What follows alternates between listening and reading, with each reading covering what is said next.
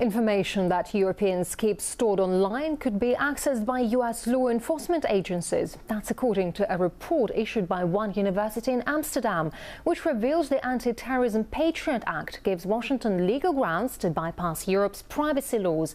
And for more, I'm now joined live by one of the authors of the report, Axel Arnbach.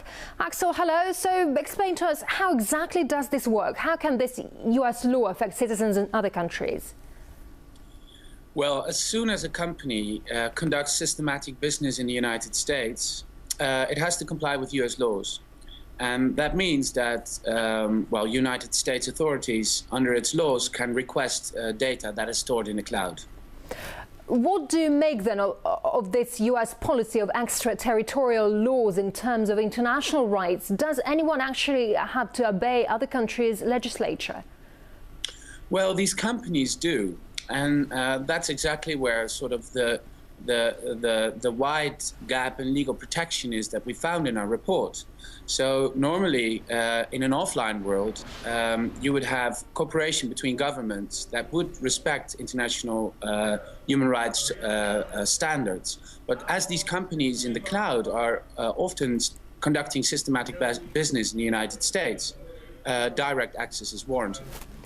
We know the so-called cloud technologies were the focus of your research. Even governments might keep their data on service in a cloud. So does this mean the US has in fact legalized espionage? That's an interesting perspective. Well, law enforcement and intelligence agency access to data will exist anywhere in the world. What is so interesting here is that many of these companies, and certainly the market leaders, are very active in the United States.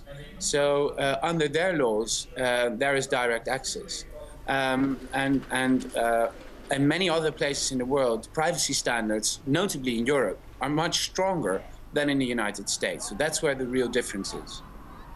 And why are European countries so powerless in the face of the US when it comes to protecting their citizens' privacy? Well, because these companies are conducting business in the United States, so there is direct access. So governments and businesses, NGOs and consumers will actually be falling under US laws, which is something in the online world that we will be. It's hard to realize that if you consider in the offline world, it's always bound by national boundaries. Right, let's focus now on the terrorists they're supposedly after. Would they really benefit from keeping their deadly plans in a cloud? Well, those who have an interest in data confidentiality, whether it's governments or terrorists or cyber criminals or whoever, will know that the cloud is a pretty insecure place with regard to data confidentiality. So I would assume that well-trained terrorists, for example, would not store their data in the cloud. So regarding the effectiveness, you can question that, yes. All right. So from your point of view, what's the best way to fix all that?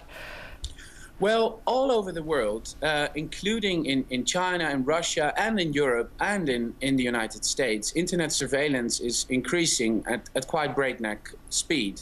So a solution would be to at least try and come to some international standard of how do we solve all this and what does privacy mean. I know that this is a very ambitious goal, but as we all move into the internet and as it all becomes a part of our daily lives, free speech and privacy online is becoming ever more important. All right, Axel Arnbach from the Netherlands. Axel, many thanks indeed for sharing your views with us.